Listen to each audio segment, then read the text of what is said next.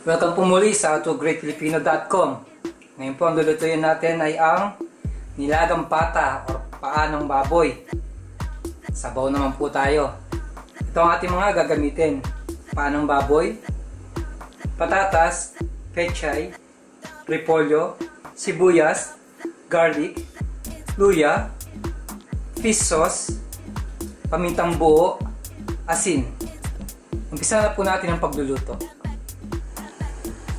So okay po, ngayon po sa pressure cooker, nagpapakulo na po akong tubig.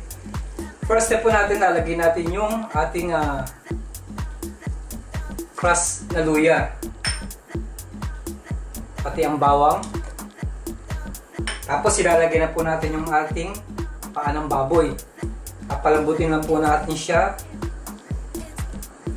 ng mga 30 to 40 minutes. Tapos tuturo ko sa inyo yung susunod na ating step. So takpan po natin.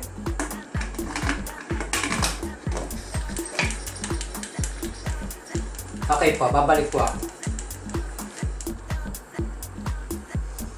Ngayon po binuksan ko na yung ating pressure cooker. Chinay ko na rin po siya. Malambot na yung ating paa ng baboy.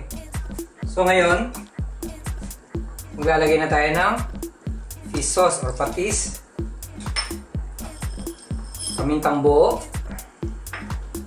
magdadagdag tayo ng konting asin.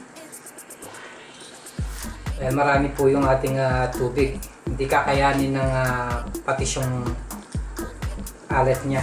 Hindi magiging balance. So lalagay na rin natin yung ating white onion at ang patatas. So palalambutin lang natin siya, hayaan natin maluto yung patatas, tapos saka natin i-add yung ating pechay at ang ating repolyo.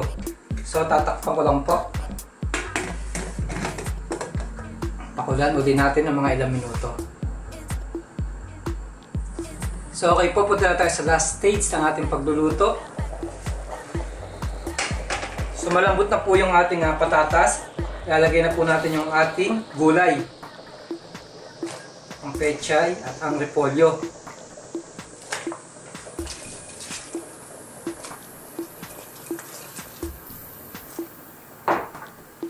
At kasimple lang po nitong ating nilagang paa or pata ng baboy. So okay, papakuluan lang natin siya ng mga ilang minuto. Once na naluto na yung ating gulay, pwede na siyang i-serve.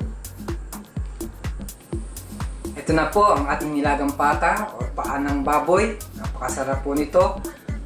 Muli, maraming salamat po sa panonood ng howtogreatfilipino.com. Mabuhay!